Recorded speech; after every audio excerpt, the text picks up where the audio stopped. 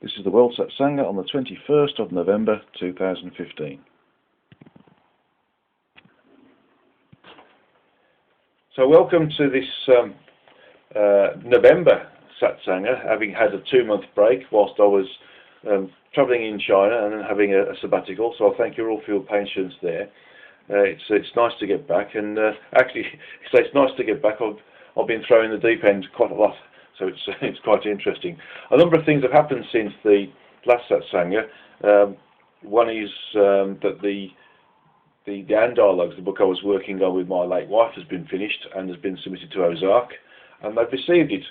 And so I shall wait for the next few weeks for them to come back to me as to whether they're going to publish it or not. Although, having told Julia Cannon about some of the information that came back from my proofreader about what she thought about it, a lady called Rosie in Hong Kong who's been doing some proofreading, and secondary proofreading will be done by my new partner Celia later. The information is that it's going to be looked upon favourably, so we'll wait and see later as when the favourability comes in terms of an email. That'd be quite nice. But it's great to see you all there and to speak to you again. Thank you all for your patience and your diligence in waiting. So thank you, John, for really sending that email. I've got one from Ula and I got one from Bill as well. Now Bill's had to cancel at the last moment because he's had a bereavement in his family, literally a few moments ago. So they're having to go around and go around to his in-laws to understand things. So our love goes out to Bill and his family, and love as well, because it'll be a difficult time for him. So greetings to John, Mo and Jeremy, of course Marnie and Joe, Chris, Adriana, Ula and Mirella. And good to see Mirella. Mirella was in the workshop at Slovenia literally a week ago, so it was good to see her there. And we had a very good turnout there for the level 3, and the whole group was superb. Actually, the functionality that they received as part of their level 3 training was brilliant, and they all performed brilliantly as students. Okay, so thank you for travelling from where you were holding your own workshops over to Logitech in Slovenia. We had a good time there. Thank you. Okay, so let's have a quick look at the last set of comments about the agenda. So we're letting Skype settle down, which we've just done, and then I was going to go through a description of our guide and helpers and our functions or abilities. Now, I'm going to leave this till second now, because there are lots of questions that Ula sent in that relates exactly to this. So I believe that the questions that Ula's sent in will go mostly to answer those that description of the guide and the helpers and their functions and abilities. And of course, I think with some of the questions that Ula sent in, it'll also go into different directions as well. So thanks for that. And then we'll have the questions that, if we get time, questions that Bill sent in. But first I want to go through the questions that John sent in, because John sent these in first. So I'll have to try and take things in order. And then right at the very end of the meditation, I've actually got some meditation here to contact our previous incarnate self. And although I've got another one planned, I think I'm going to continue with this one. And the one that I've got planned in the back of my mind, I'm going to introduce in the December meditation. Maybe, we'll see. We'll have a look, because I've got something else in mind for December as well, because it's close to Christmas. So let's have a look at John's questions first. Let's have a look. John was saying that in his last meeting, I'm just going to copy this out and put it on the IM message for Skype, so you can see it. Let's see how it's going. Let's get this down here so you can read the question totally, and I'll read it out again. Okay. So John's question was, so last meeting you mentioned that the crucifixion was an illusion, and on my way back from teaching in France, I listened to a great audio course lecture on how Jesus became God by Bart Ehrman. Two things stood out. One was the story about how Hercules was born, story that mirrors King Arthur. Of course, King Arthur is something of the British mythology, and Zeus was in love with Hercules' mother, and came down and took the appearance of her husband, who was off at war. Stopped some time until he was sated. They spent the night together, in modern terms, and then returned home. The next day, her husband came home and could not understand why his wife was not so eager. Twins were born. One was a demigod, Hercules, and the other mortal. So it's not unlike Arthur and Ingrana, who produced Mordred. Okay. The other was a Gnostic Gospel of Peter, which had Peter and Jesus in Gethsemane, where Peter was talking to Jesus as he watched the apparent other Jesus being arrested, and asked who was the real Jesus, to which Jesus laughed and replied, "Have you not been listening to what I've been teaching you?" Giving credence to the illusion version. And then a friend asked, are we not source ourselves, having a part of this original source within us? I'm just checking to see whether there's anything else to this, but in effect, this is quite interesting, because the information we had about Jesus here, where Peter was talking to Jesus, and he'd watched this other Jesus being arrested, and of course crucified at the cross, where he was now speaking to Jesus, and he said, "Well, which is the true Jesus?" He's actually quite interesting, because in the Origin Speaks, there's a part there about the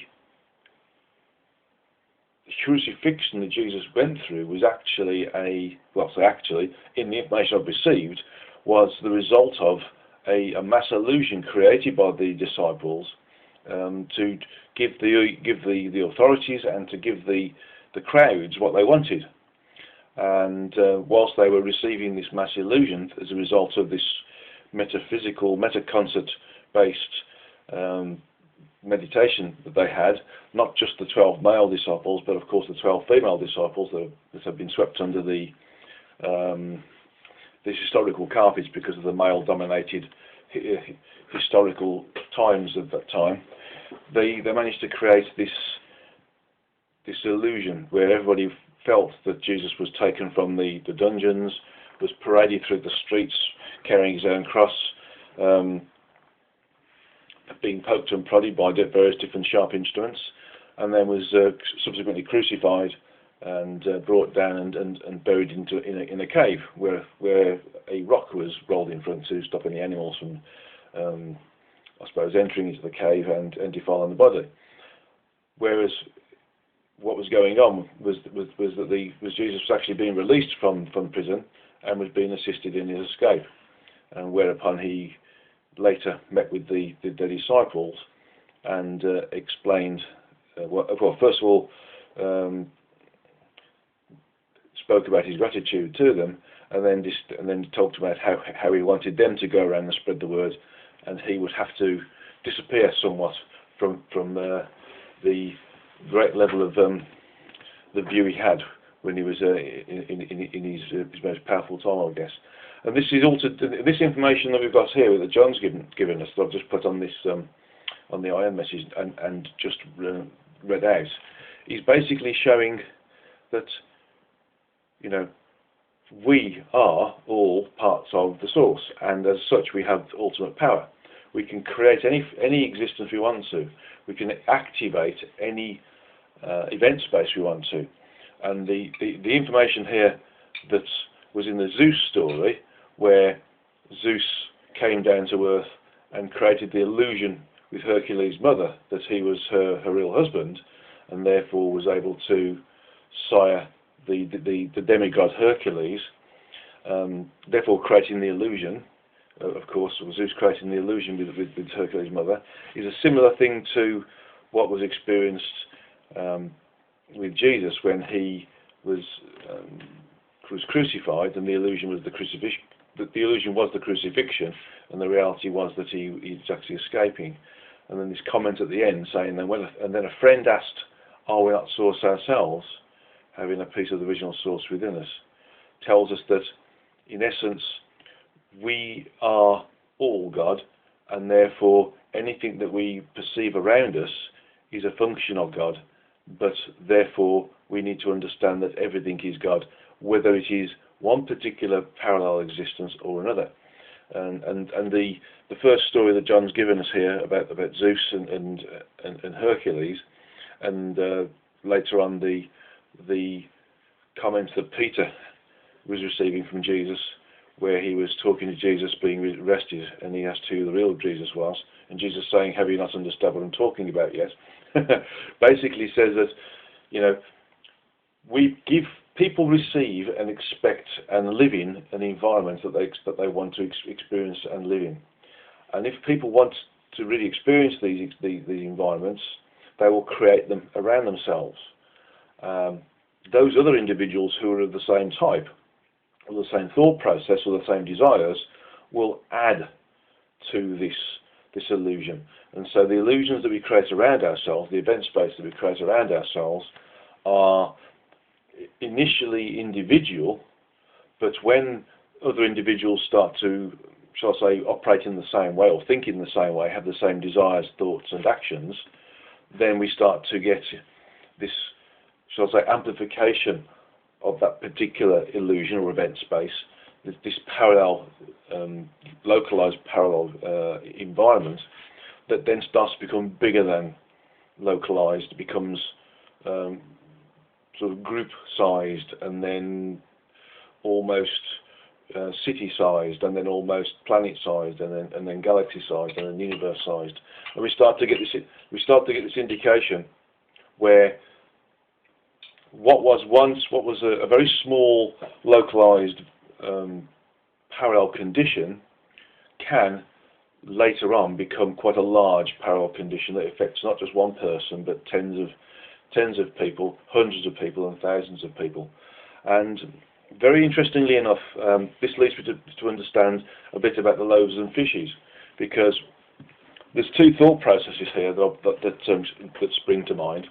One of them was that Jesus actually did create this additional manna from heaven, the materialization of food in terms of loaves and fishes to feed those thousands that had come to see him.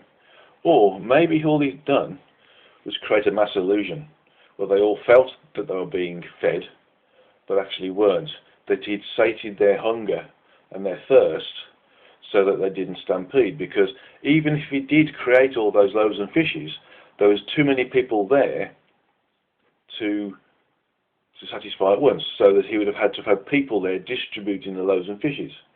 And so we get to the point where these individuals, if there was thousands upon thousands of people who were hungry and thirsty, they would have swamped, they would have stampeded, they would have created a crowd that would have caused a big problem trying to get to the food, because they'd be that hungry. So it seems to me that, and the feeling I'm getting is actually the loaves and fishes story was actually part of a mass illusion that he created as well.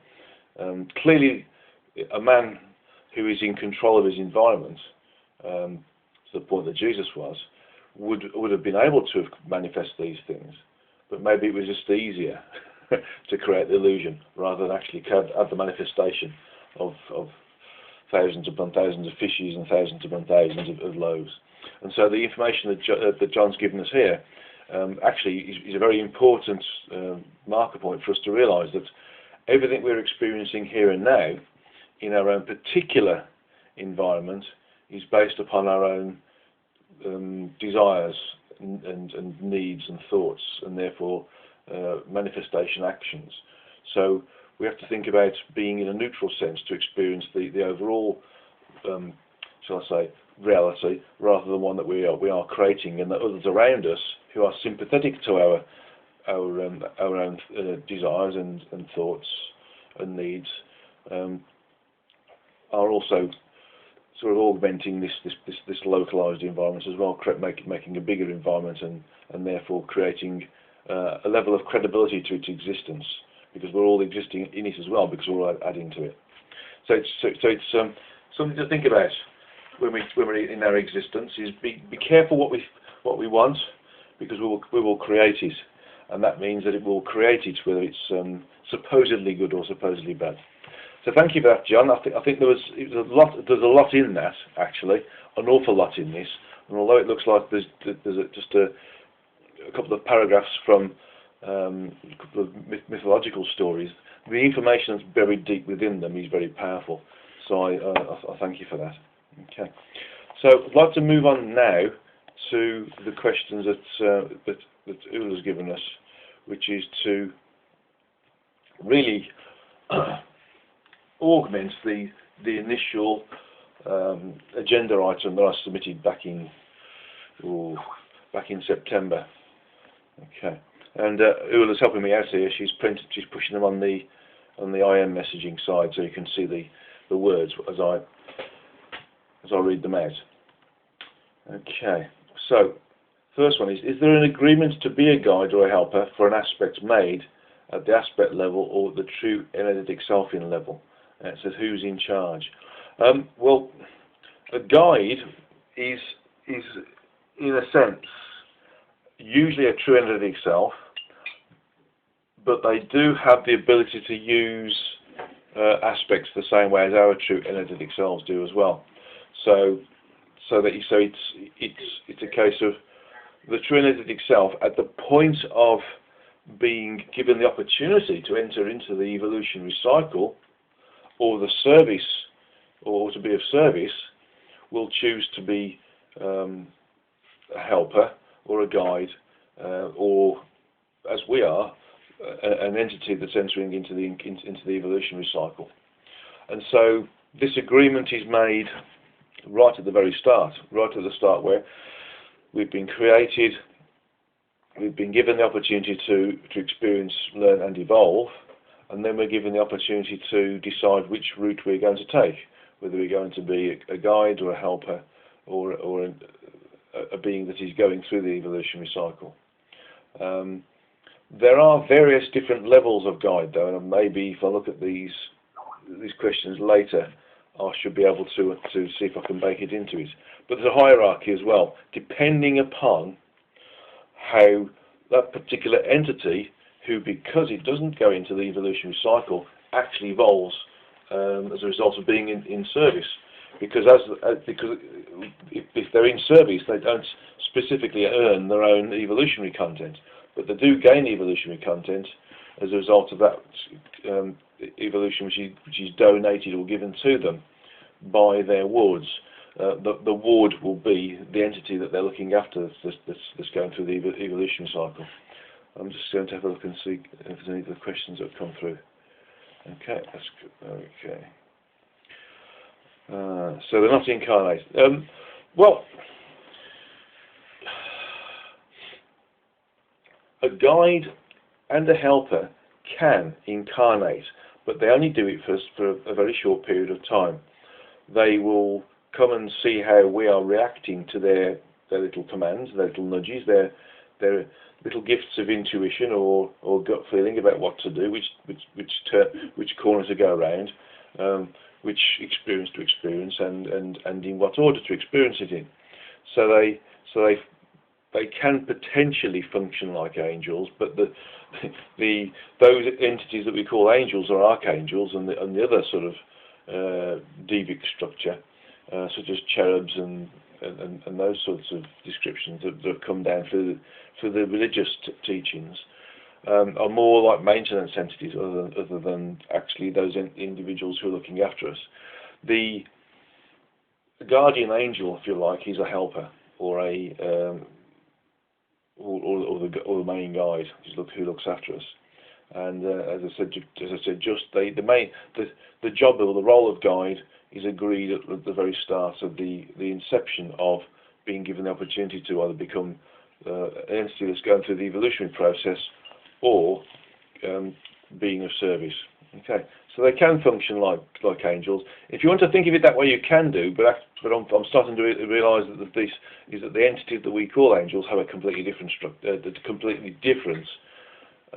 role and job to do in terms of working within the multiversal environment and within and without the structure associated with this. Okay. So let's have a look at the second question. do the guides come from the same or higher level of the multiverse as our true energetic self, but never lower? That's reasonable, because it means that they do exist at a higher level, but they exist outside of the structure. My understanding is that they're able to move within and without the structure to do what they need to do.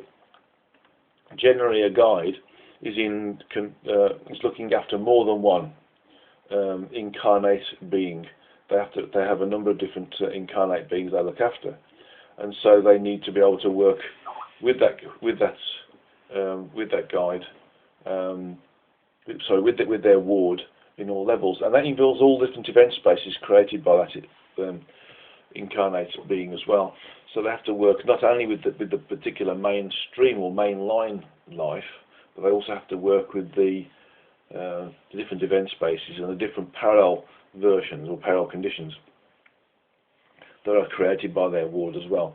Okay, I'm using the word ward because the ward is the name for the being who's entered into the evolutionary cycle that they are looking after. It's their ward. Okay. So the next question is, does a guide normally guide more than one aspect at a time? I've just answered that question basically. Or are they too busy guiding all the parallel incarnate versions of a single aspect? Well, it's interesting because they can still work with one, or they can work with many. It depends upon their own progression. They don't actively seek evolutionary progression or evolutionary content, but they do receive it as a result of the, I suppose, the gratefulness or the gratitude of those individuals that they have looked after, by donating or almost giving an evolutionary tip, so to speak, to those guides and the helpers that they've looked after. And so they can evolve much faster and do evolve much faster, almost by default, as a result of looking after more than one ward, more than one being that is using or being part of the evolutionary cycle to help in its work towards the ultimate evolutionary progression of our Creator, and therefore the ultimate evolutionary progression of the origin as well. So our fourth question is, how many different guides and helpers does each aspect have in one lifetime? Well, yeah.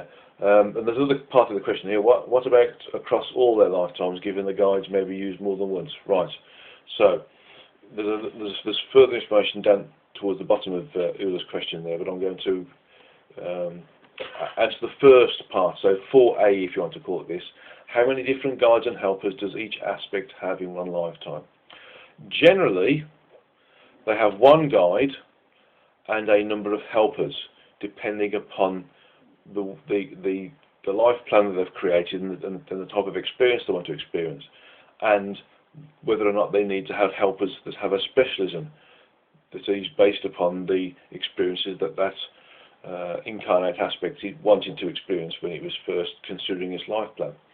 And so the guide will have the opportunity to orchestrate a number of different helpers, and it can go from one helper up to, well, any number of helpers. The highest number of helpers I have been aware of whilst being fortunate enough to perform readings for some of my clients is around the middle 60s. I've not had many above that. And sometimes these helpers can fluctuate in numbers depending upon the amount of work and the importance of that work that they're undertaking with their ward, with their incarnate being that they're working on, or incarnate aspect. So they'll generally only have one guide, but they can have a lot of different helpers. Having said that, though, that will be the sort of standard condition that they have.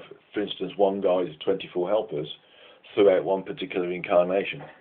Although I had the pleasure, if you want to call it that, of performing a reading for somebody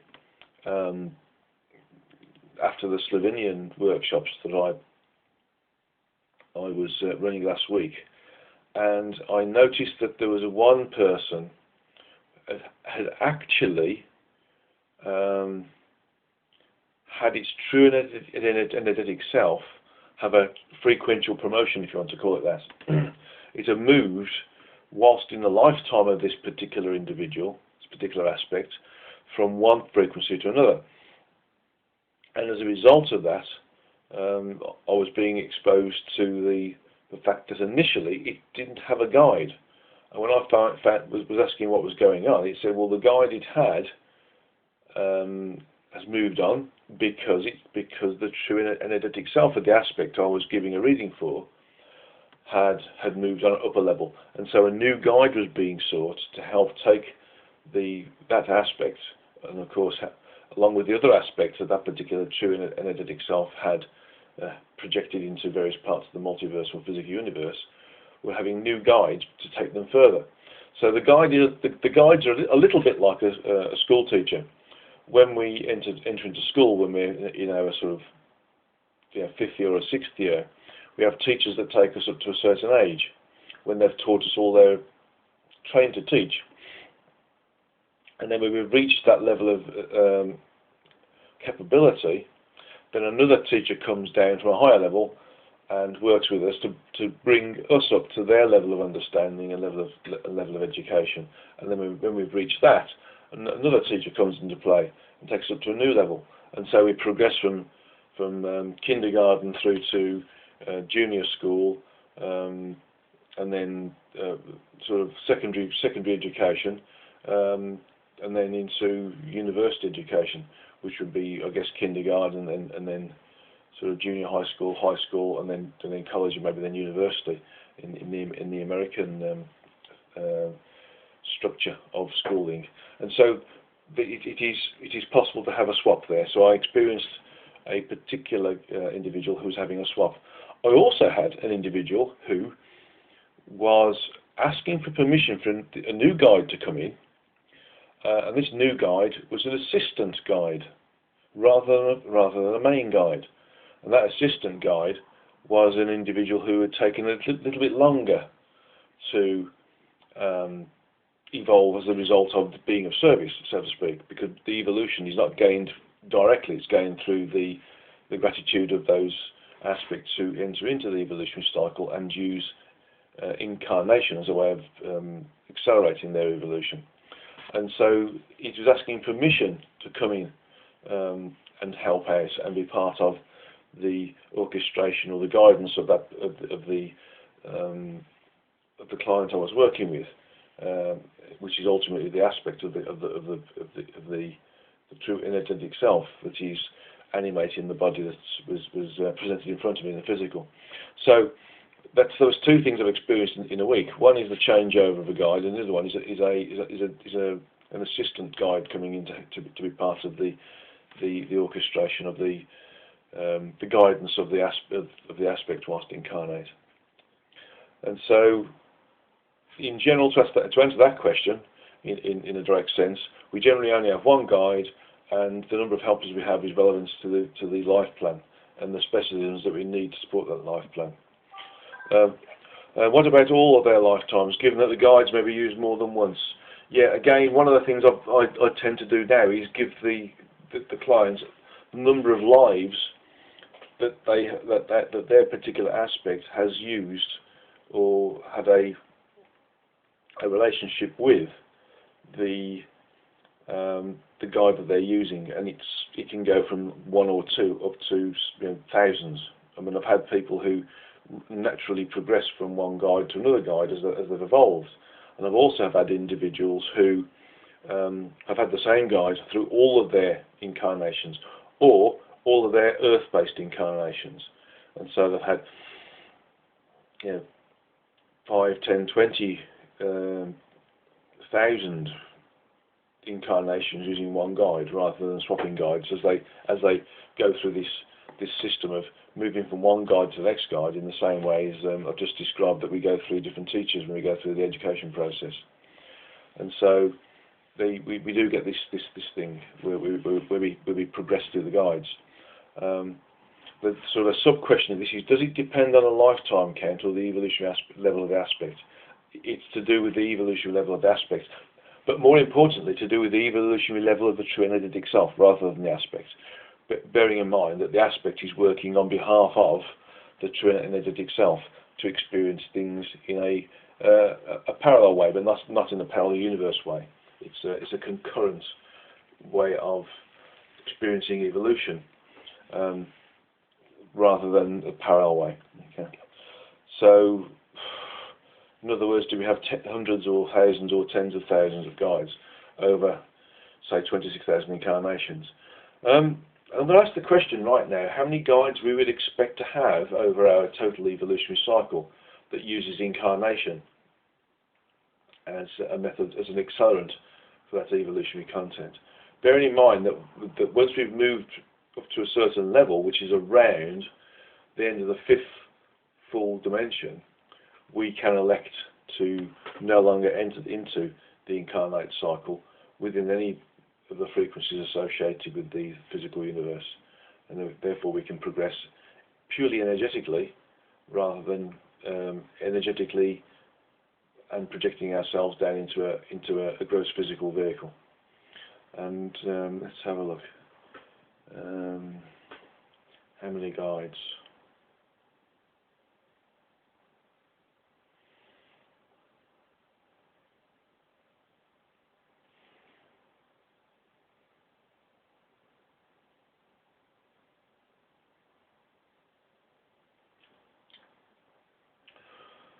I'm being told that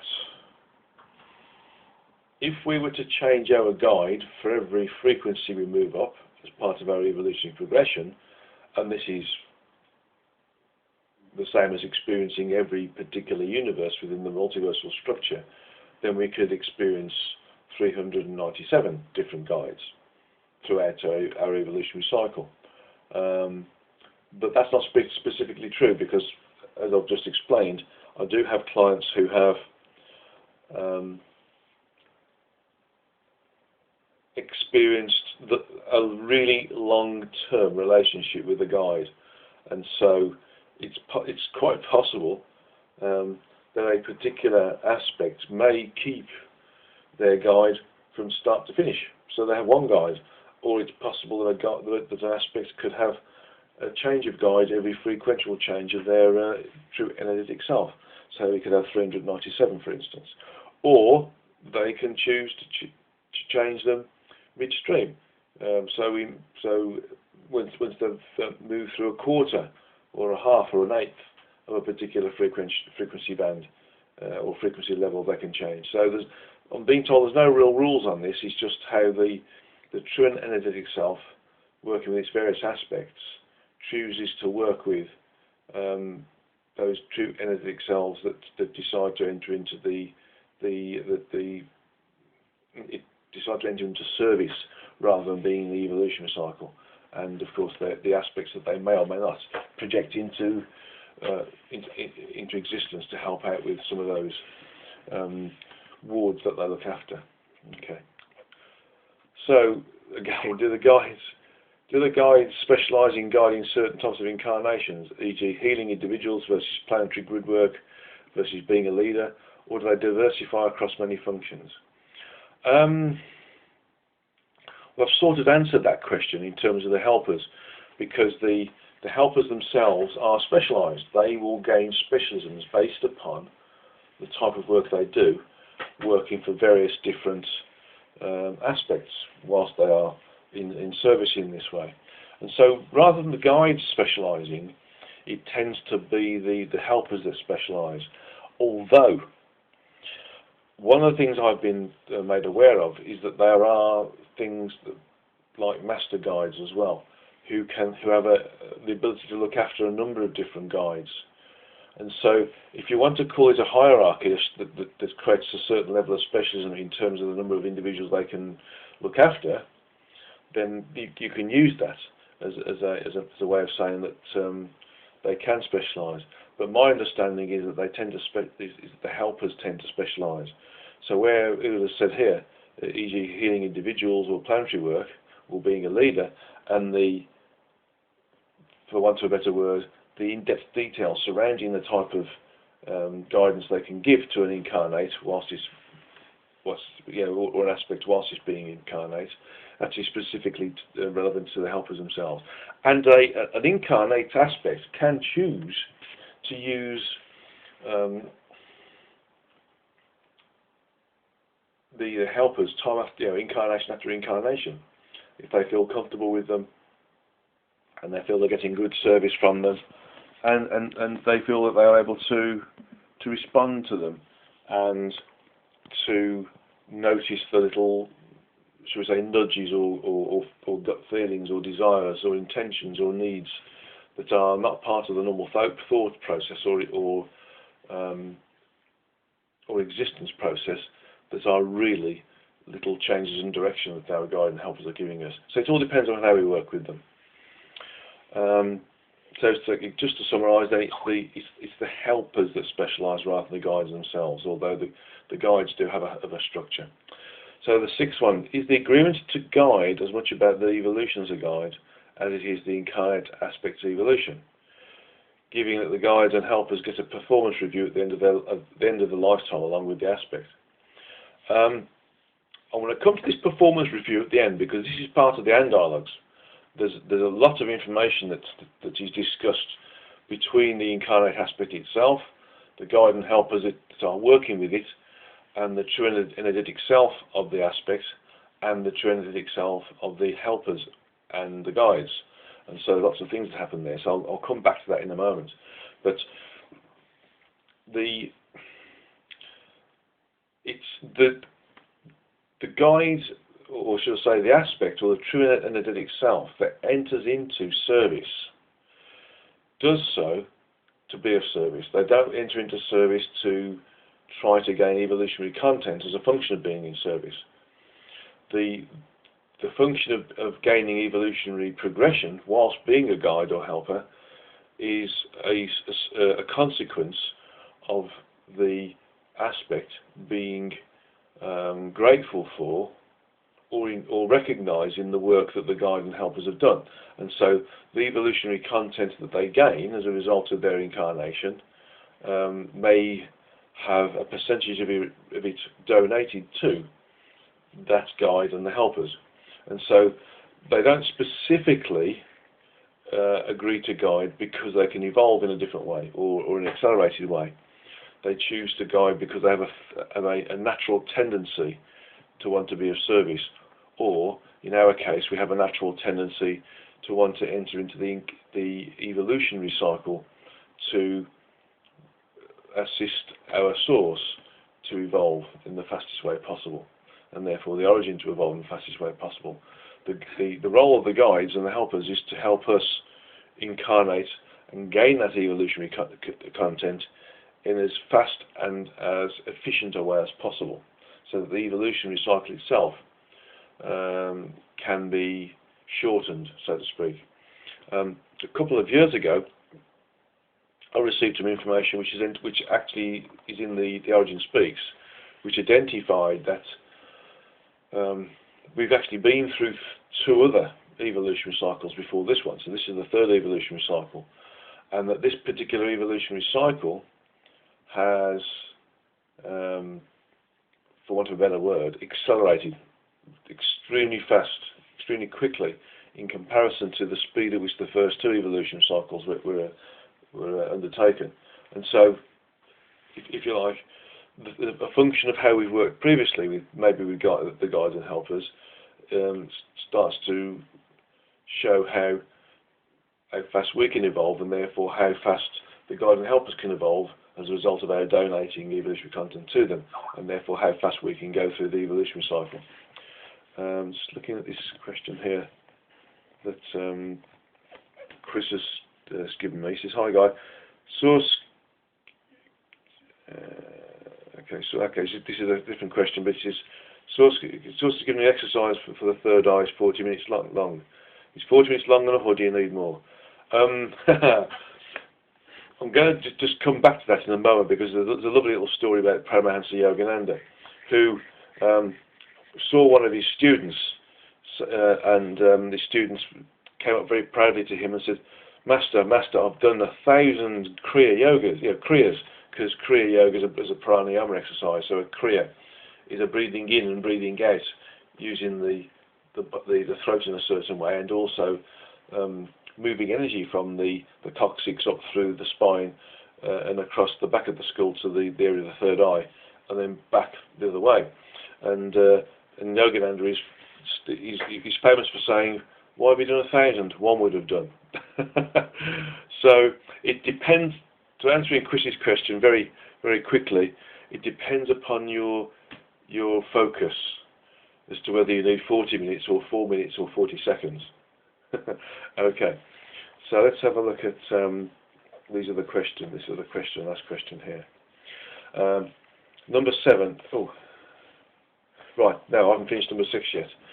Given that the guides and helpers get a performance through at the end of the lifetime, along with the aspect, yeah. What happens is when an aspect ends its incarnation,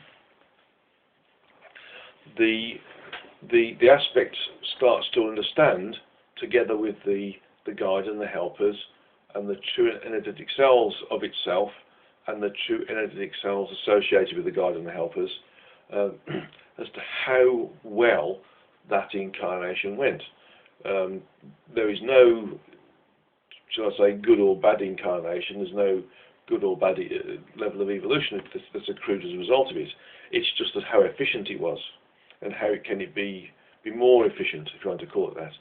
And so they work together to look at every aspect of the incarnation, from how well the aspect itself worked in its supposedly deaf, dumb, and blind condition, being able to try to remember or work with the hunches or the gut feelings that it has about, it wants to be a doctor, or it wants to be a lawyer, or it wants to be a mechanic or electrician or an airline pilot or a naval officer, for instance, and therefore work through its life plan through those desires that it has in its subconscious, versus the little corrections in our path that are given to us by our guide and helpers, and the individuals that are placed in our way that we're supposed to work with, because the guide and helpers work with other guides and helpers for everybody else who is incarnate, and specifically those who we have chosen to work with and share experiences with, so we can all evolve.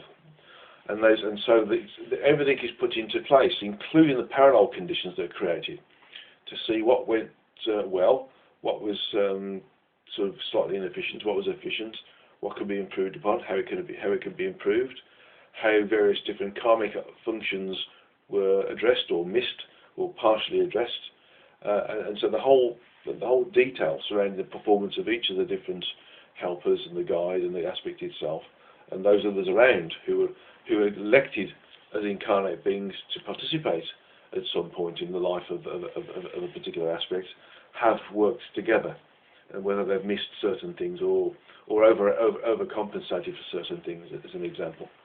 And so this is all taken into this performance review, this so-called life review, which is more of an understanding of how to modify the performance of those individual entities or aspects or true energetic selves that are being involved with a particular incarnation, and how they can improve upon it for the next time to make it more efficient. Because at the end of the day, the whole point is that we move beyond the need to incarnate to allow us to evolve faster. And our overall plan is to not need to incarnate, and for the physical universe to move out of the environment that is there. So and our sort of moving away from it, so we can evolve purely we can evolve purely in the energetic as well as a result of that. Okay. And the last one from Ila: are the guides actively seeking to contact and awaken certain people at this time? That seems to be happening a lot in my circles here. It seems to be happening a lot in my circles as well. I know I've no doubt that everybody who's participating in this Satsanga, and others who will be listening in as part of the distribution of the recordings later, will also agree. What's generally happening, and if I get a chance, I'm going to probably talk a little bit about the questions that Bill's given us, because it relates to the recent Middle Eastern sort of crisis, is that we're starting to become more awake and more aware of how we should be behaving as an evolved civilization, irrespective of whether we are able to work on the knowledge that we are part of something much bigger, and that our soul or our aspect is part of a larger group of sentient energies, and that our Godhead or oversoul or true energetic self or whatever else you want to call this larger group of energies that we work with, he's doing to evolve. And so, if you think about it, everything that's happening now is pointing towards us recognising that the way that some of us interface with each other, whether we cause atrocities, whether we cause mass deaths, whether we cause terrorism, is a way of waking some of us up. It's making us all think in a different way. Some of us think in terms of the support for some of these things, and some of us thinking, or most of us think otherwise. And the whole point of it is to help us think together in a common way with enough focus, and that focus will assist in us having some level of, shall I say, group ascension and the triangulation effect associated with that. And that's what's happening here. And do the guides actually seek to contact and awaken us? Their role is for us to evolve as fast as possible and to maximise the effect of being incarnate. And so if they can make sure that our incarnation is as efficient as possible and gains as much evolutionary content as possible, and that evolutionary content allows us to move up the frequencies while we're incarnate, then that will result in us awakening as well. And so the whole thing is an upward spiral. So they are actively seeking to help us evolve in an accelerated way whilst we're incarnate, and that results in us becoming more aware and awake as we get access to the functionality of the higher frequencies associated with the physical universe, which are, of course, the frequencies associated with the multiverse. So yeah, it's a consequence of, and you could argue that the whole thing points towards getting us all awake as fast as possible. Because if we're all awake as fast as possible, certainly now our existing incarnation, then this ascension, this mass ascension that we would like to see, will become an actuality rather than an individualized ascension. It'll be a massive group ascension, and that's what people want to see. And that's what the whole paradigm is working. The whole spiritual paradigm is working towards. Okay, well, I hope that's answered those questions there. I'm just going to very quickly look at Bill's and see if there's anything we can work on that. Thank you for that. It's a pleasure to be able to do, or to be able to log in and answer the questions. Bill's got 3 questions here. I'm going to answer them very quickly, but whilst also being efficient and complete and concise. It says, before the ISIS terrorists and their victims incarnated, did their true energetic selves agree to living such a life? And if so, to what end? From his perspective, it seems like a wasted life. Actually, some of these individuals are very evolved individuals outside of their incarnation.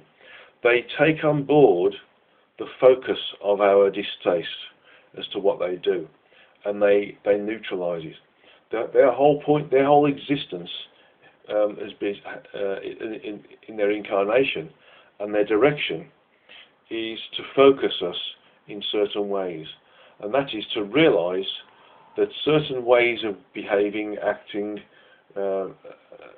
and existing are not evolutionary ways forwards. And so the advent of the terrorists that we've experienced all over the world, and more recently in France, are all part of another part of the picture where there are the yang side of things, if you want to call it that, and I'm not saying the yang is the worst side, it doesn't matter, but the opposite side of the picture is being used as a way for us to focus ourselves in a more global sense, and recognising who and what we are, and to realise that's who and what we are from a incarnation perspective needs to change. And so when we all work together in sending love or thoughts or help or aid to these people who are being subjected to these atrocities and they're having to leave their countries, it starts to make us all globally work in a more spiritual way, whether it's just a single thought by a single individual or active work by people who are going and saying, you know, you can come and stay at my house while we find out if we can get you more longer term housing, for instance. It's all part of working together in a different way, and this provides a focus for it. And they are very, very highly involved individuals who are working with this, even though they look like terrorists. They're taking on board a lot of the thought process and the sometimes negative thought process from spiritual individuals as a result of creating a focus for us to work with. Okay. So, second question: Are there karmic consequences? Yeah, this is why they're brave. They take on board a lot of potential problems for themselves. This is why they're brave souls. They do run the risk of gaining karma as a result of being of service in this way. By providing a negative focus for people, they provide a positive focus for the rest of the world. So it's because we want to all work together. We want to work together to help people who are disenfranchised or lost their homes, etc. in this way. So second question, any insight as to why humanity falls prey to the same enslavements generation after generation? More recently, Hitler and Nazis slaughtered the Jews while the world does nothing about it until it's too late. And now we have the ISIS problem, where the world does nothing.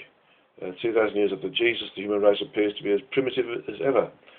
It doesn't just seem like there is any ascension going on at all. Or do we simply ignore all of this and concentrate on uplifting ourselves one by one, and eventually that will improve the consciousness of the planet? But if we ignore all these awful occurrences in the world, we will then fall prey to the next cycle. Okay, I'm just going to copy these and put them on the instant messaging service first, so you can read them. Okay, in your own time. But in essence, it's all to do what I've just said. We have moved forwards an awful lot. We have moved forwards an awful lot spiritually, an awful lot frequentially. And so there's even groups of people. I mean, this probably won't go down too well with the Jewish fraternity, but they say that they're the chosen race. Well, they are the chosen race. They're the incarnate vehicles where brave souls choose to incarnate into to experience various different levels of suffering, for instance, or genocide, those sorts of things. So they are there as very brave souls in known human vehicles or bodies to experience negative things against them, so that they can provide a focus for other people to realise that those negative things are wrong, and so the rest of the world around starts to realise this and starts to work in a positive way. So it is a case of there are civilizations around the world, not just the Jews, who are providing a very wonderful spiritual service, although they probably won't see it that way or realise it, that they are providing this wonderful spiritual service. So there's plenty of civilizations around the world doing this, and some of them are doing it in different ways, whether they're experiencing human atrocity or whether they're experiencing natural disaster types of atrocity. They're all working in together in various different ways to help us see how we can focus on looking at things and understanding that certain things are not the way to work if we're going to evolve. So they're providing this example, if you want to call it that, of how not to be, by providing themselves as an Aunt Sally, as a target for other individuals to work with them, so that they may get, for instance, Holocaust type thing happened to them. But at the end of the day, the whole world now realises how wrong that was and how we shouldn't work in that way. So although these people had experienced this great suffering, and they were very great, brave souls and highly evolved souls that put themselves in these positions, the overall result is positive because we've seen how this sort of thing shouldn't happen again. And so from that perspective, their sacrifice has been a complete success because it's made us move in a completely different direction. If you look at where we are now, even sort of, where are we now? 55, 70 years since the end of the Second World War. If we look at where we are now, frequentially and spiritually compared to then, we're a completely different incarnate race, which is so we are moving on. It's just that we don't see it because we are ascending as we're living, and we get normalised with this ascension as we live.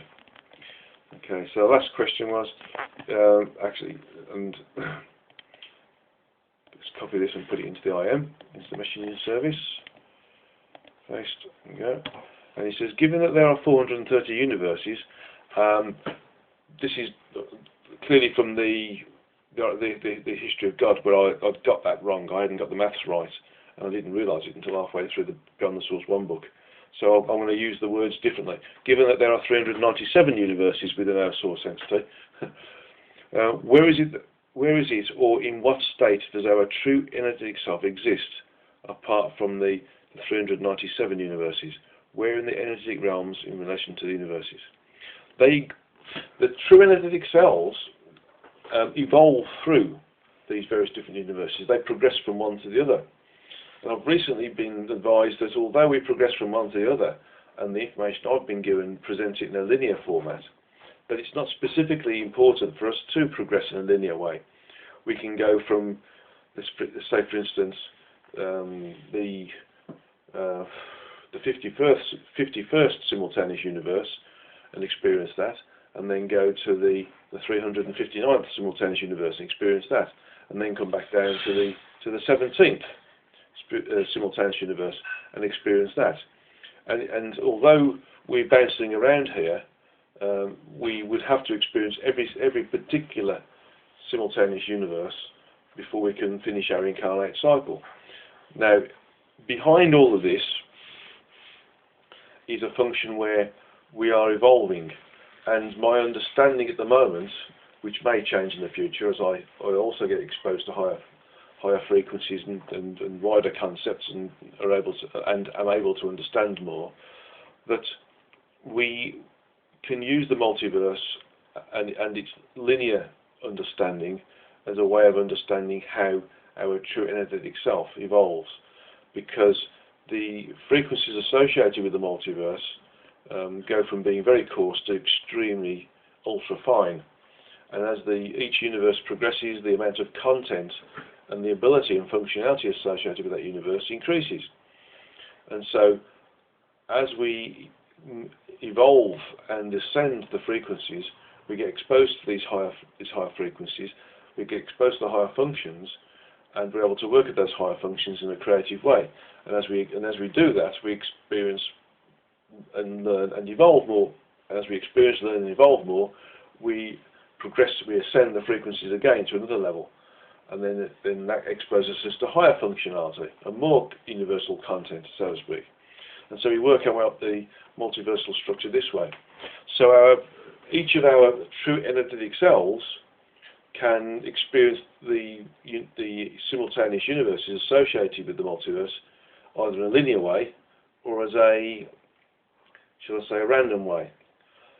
However, the progression, the evolutionary progression, can still be related to in terms of the linear progression from for instance, the first universe that we use, which would be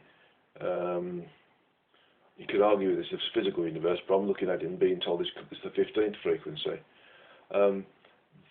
And we would progress upwards up until the 397th universe, which would be the 408th frequency. And so we can use the multiversal structure as a means of judging our evolution. So it exists within the structure. It moves within the structure, rather than being outside of the structure. although some entities, some true energetic selves can and do sometimes swap roles with guide and helpers. And so the guide and helpers operate outside of the structure. So they operate within and without the structure. And those other entities who massage the structure for us, make sure it's in its optimal evolutionary condition, are what I'm told to call very loosely as God's maintenance entities. And my understanding there is that there's a structure to that. And those are the elementals and also the angels or archangels, as we know and love them. And so that, ladies and gentlemen, is going to be the subject of my next book, which is going to be about the elementals and the maintenance entities that work with it. So that's introducing that book, which I'll start next year. So others asked another question: does that mean we really have only 11 full dimensions since it starts at frequency band 15? So our physical universe is just a stage for us to act upon. Now there is 12 full dimensions. It's just that the physical universe takes a whole dimension. It takes the whole first dimension. It takes the 3 subdimensional components, which compact down into one. And then as it splits out again into 12 frequencies, those frequencies are too coarse to be able to hold all of the, shall we say, content associated with a simultaneous and self-contained universe in its own right. So it needs all 12 frequencies to make it work. It's just that when we go up to the 13th and 14th frequencies, those are fine enough to be able to house the content associated with the universe in their own right. Frequency band 15 is a point that I've just mentioned because 13 and 14 are going to be the stepped increases in frequencies for the physical universe to move into once everybody's operating on the 12th frequency when it comes to being incarnate. So once everybody's operating on the 12th frequency when they're incarnate, the whole physical universe will move to the 13th frequency, and then we'll continue what type of existence we can do there, which won't specifically be incarnation, but then it will allow us to experience a different type of experience, but not quite being incarnate. And the 14th is the same. That's the next progression up, and then after that, there's no need for us to use any vehicles at all to experience lower frequencies. That being incarnate vehicles of any different frequency. And so once we hit the 15th, that's when there are true evolutionary. Sorry, I'll start again. The 15th is therefore where the true evolutionary progression can be measured, as it were, from that perspective. So the first 3 universes are purely where we can incarnate into, although the 13th and 14th isn't really incarnation, it's just using the lower frequencies in a different way. 13th and 14th being fine enough as well to be able to house a universe in their own right as well, whereas the 12th isn't, and neither's the 11th, and neither's the 10th, etc., etc. Right, so I hope that answers that question. It's now 10:10, and what I'd like to do now is go to the meditation that we'd like to do, which is to meet or contact our previous incarnate self. Okay, so this is something that some healers might want to use, actually, because there's a lot of stuff, to use a generic term, that can come through from one life to another life that can slow us down in this life. And that stuff can range from the links with other people in a previous incarnation, or the link to the way that previous incarnation was terminated or ended, whether it was a natural termination through just general old age, or whether it was as a result of disease or virus, or whether it was the result of, shall we say, being at war or accident, for instance, as to how that works. And therefore, the way that particular termination of that incarnation was experienced would and could cause psychological problems or even karmic links in this particular life. So if we can contact our previous incarnate self, we can sever these links. and that's what I do sometimes in some of my healings, and I know that John Marshall does as well. So it's not something which is specific to the work I do. It's actually it's available to all healing modalities. All we have to do is think about using it and use it. We use our intention, that is. Okay, so let's do this meditation then. Take us to the end of this particular Satsanga. So let's close our eyes.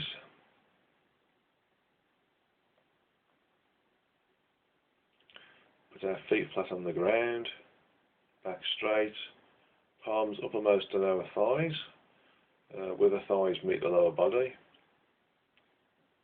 And the closed eyes focused upon the origin of the spiritual or third eye, which is in between the two eyebrows and above the bridge of the nose.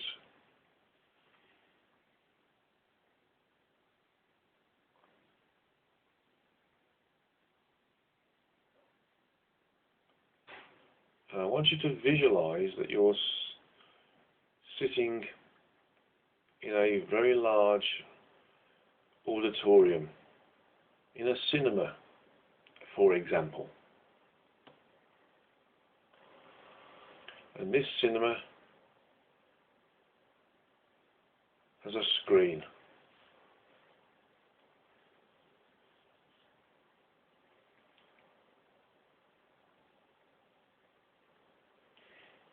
I want you to use your intention now to this screen to show various images flashing past you one by one. Rather like looking at the different exposures of the old film that we used to use to make movies, where there was an exposure every second. Okay. Think of it like those coming across, one exposure at a time. 1, 2, 3, 4, 5, 6, etc., etc., etc. And that each of these exposures equals an incarnation that we've had, either on Earth or in any other part of the physical universe at any frequency associated with it.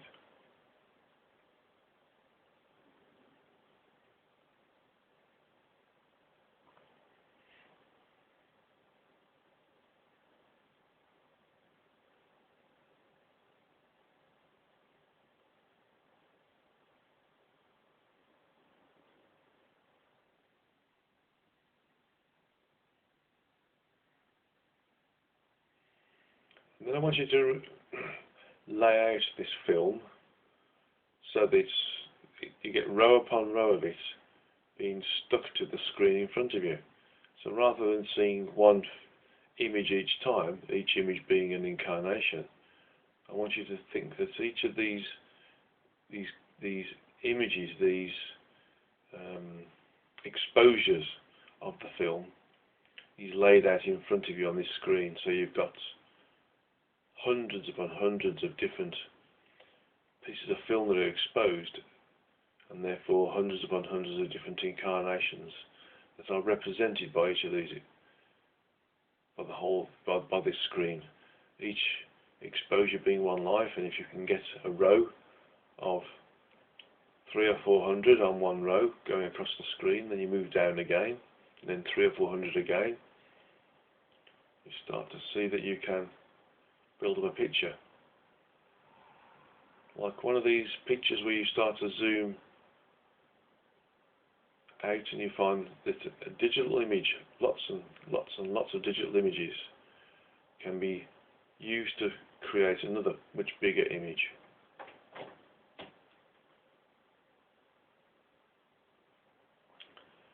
So as you look at the screen in front of you, you see hundreds upon hundreds, maybe even thousands, of different pieces of film that are exposed. Each piece of film represents an incarnation.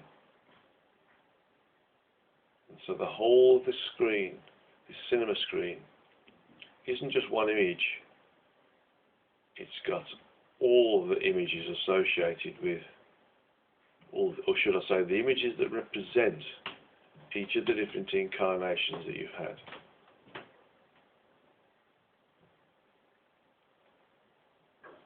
Ask them all to be activated. And so if you zoomed into one of them, for instance, you would see the imagery, the moving imagery, and the audio associated with the particular incarnation at that particular exposure on the film represents. If you want to, just with your mind's eye, zoom in and out of a number of these different images or different areas of film that's exposed. Just get used to the potential to move in and out, experience again some of these incarnations you've had. Move into the image, walk around the image, fly around the image, run around the image, inside it. Experience any one of the countless hundreds of incarnations you may have had that are represented by all of these different pieces of exposed film that are all laid out on this cinema screen in front of you.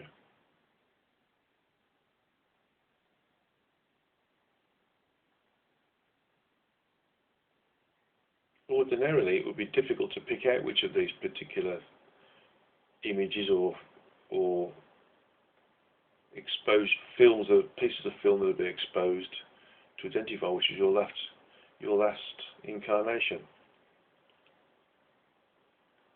You would have thought that the last incarnation would be the one that's closest to you, but it's not. Everything has its space, its location, and it's not linear. It's not saved in a linear way.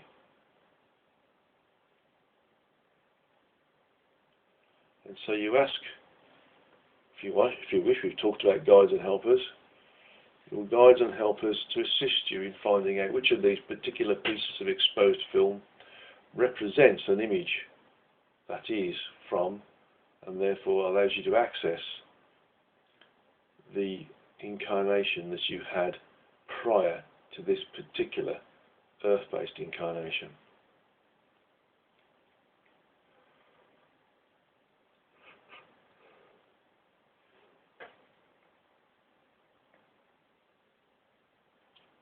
And so you can ask your guide and helpers to point the direction, or you can ask that particular piece of exposure of the film, that image, to flash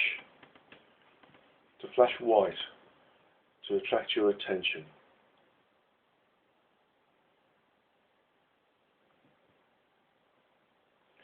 And so when you see this little image, wherever it finds itself on the screen, on the cinema screens before us, zoom into it. Look at it as if it is a big cinema screen in its own right. A three-dimensional, in human terms, cinema screen.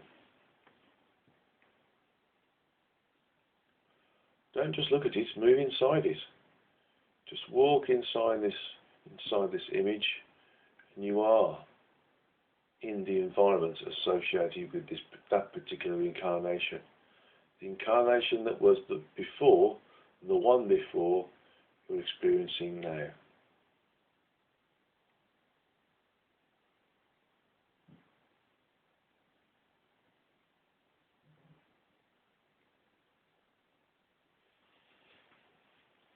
Move around, see the environment, look at the body that you're using. Is it human, or is it a different form that's used in another part of the physical universe? Is it humanoid?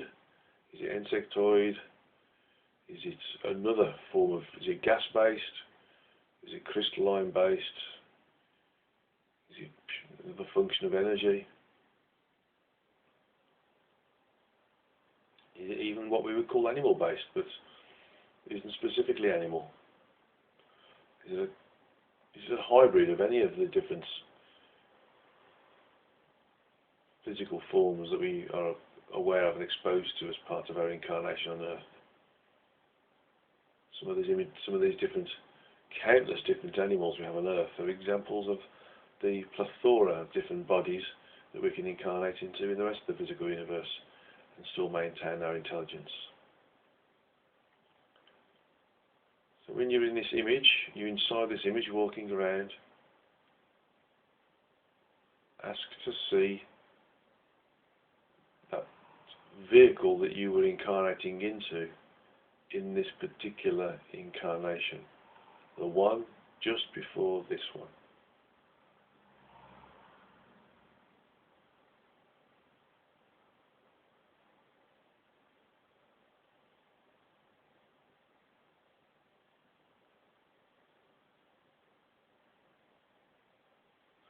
Ask it to show you its form.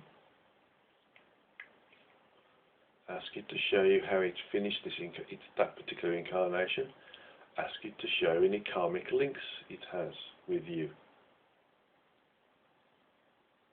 How has that life moulded how you think and behave and act in this life?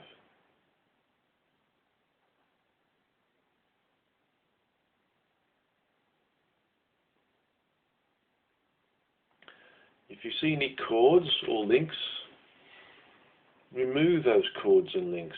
Look for the connections both on you and the body of that other you that's incarnated in a different vehicle in the last incarnation. Disconnect that link and send it to be recycled. Send it back to source. Notice that any link between us has connectivity, so we have to remove the mode of connectivity. I think of it in these terms, that somewhere on the body, either on one of the chakras or somewhere in the physical body, there's like a socket, like an electrical socket you see on the wall. But it's on our chest maybe, or part of a chakra, okay, or on our back, anywhere. And there's a similar thing on the body of the entity that we have a karmic link with, or in this case, a link with from our previous incarnation, this being the vehicle of our previous incarnation. And so you can unplug the cable, if you like, if you're using the thought process of the electric socket, and you have an electric cable with two plugs on. One's plugged into us, and the other end is plugged into the vehicle that we've used in our last incarnation. So you unplug both ends, throw it into the recycling bin. You remove the sockets and the wires associated with the sockets go into a consumer unit or a fuse board, and put those into the recycling bin. And then you clean the area up. You visualize the whole area becoming clean, and then you visualize it reconstructing on 7 levels. Imagine it being healed on the first level, second level, third level, fourth level, fifth level, sixth level, and the 7th level. The area becoming whole and clean and without damage or without any potential sockets for any connectivity between us and our previous incarnation to reconnect with.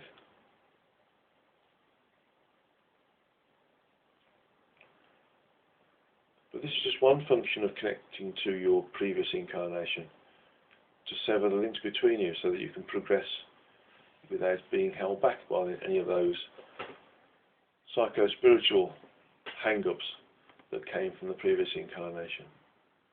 If you wish, you can meditate further and communicate with that past you, okay, that incarnate vehicle that housed your aspect of your soul last time.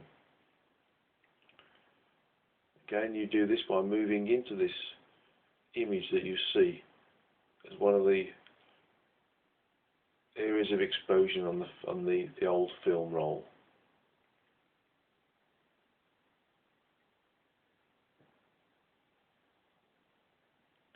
And when you've satisfied, you've asked it enough questions, you've got enough answers, you can move back out of that image and start to bring yourself back into the seat of this cinema auditorium,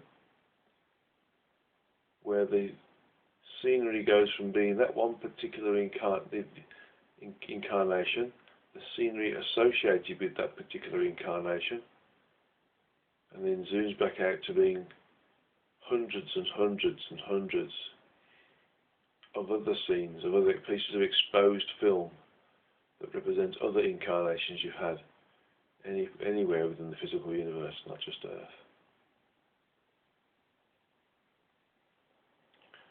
And so from here, with seeing all of these different images there, you can ask them to be joined up again so that you get one whole length of film.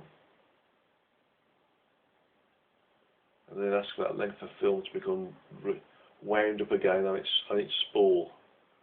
So the screen that was in the auditorium, this cinema auditorium, starts to lose all of these different images of our different incarnations as they all become part of the same film. As each of the different exposures of the film is just an indication of an image associated with and allow us to connect to a previous incarnate vehicle and environment as well. You can practice this at any time. You can use it to sever links between you and yourself, your previous existence. You can also use it to taking people into who need healing and removing the links from them or other individuals that they were working with whilst in that particular incarnation that has created a karmic link between them and severing them. Remember, one of the greatest pieces of service you can give to anybody is to forgive them, forget what's gone on, what created the karmic loop, and to love them, okay, unconditionally, negating any of the karmic function. And so when you're ready, you can slowly come back into the room, slowly open your eyes, take a drink of water to ground you. And just remember this process. And of course, you can use this. I think it's the last 20 minutes of this recording to do this again. And at this point, I'd like to say thank you very much for joining in this Satsanga. Thank you for allowing me to have my sabbatical. It's very, very gratefully received. And I believe the next Satsanga is going to be in December. I believe it's going to be on the 19th of December, which is the week before Christmas. So it's the 19th of December. Same time, 9 o'clock UK time. And I shall make sure I've got the right time zones on there for Hawaii and New Zealand, and for Eastern Standard Time, Central Standard Time, Mountain Time and Pacific Time. So just quickly checking, make sure that we're all here. John, are you okay? You're back okay? Yes, that was lovely. Thank you, guys. Thank you, John. Thank you for your questions as well. That's gratefully received. Mo and Jeremy, are you back okay? Yeah. Yes, thank you. Good, thank you. Marnie, you back okay?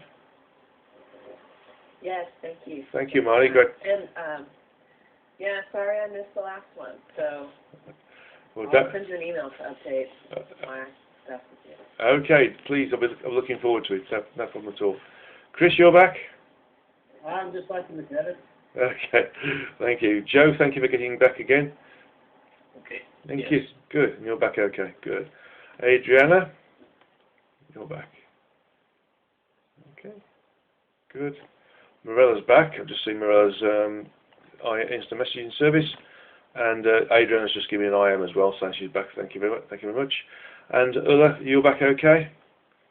And thank you for your questions, everybody. So thank you again, and look forward to seeing you in December. And I'll send the invite out very soon, and I'll send the links to the recording so you can download it.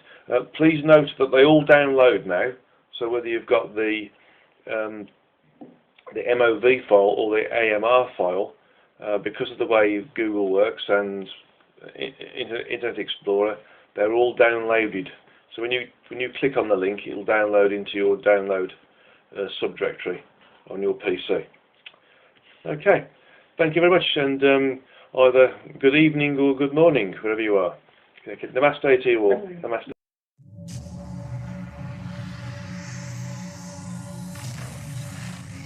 Did you see the aliens in Crete?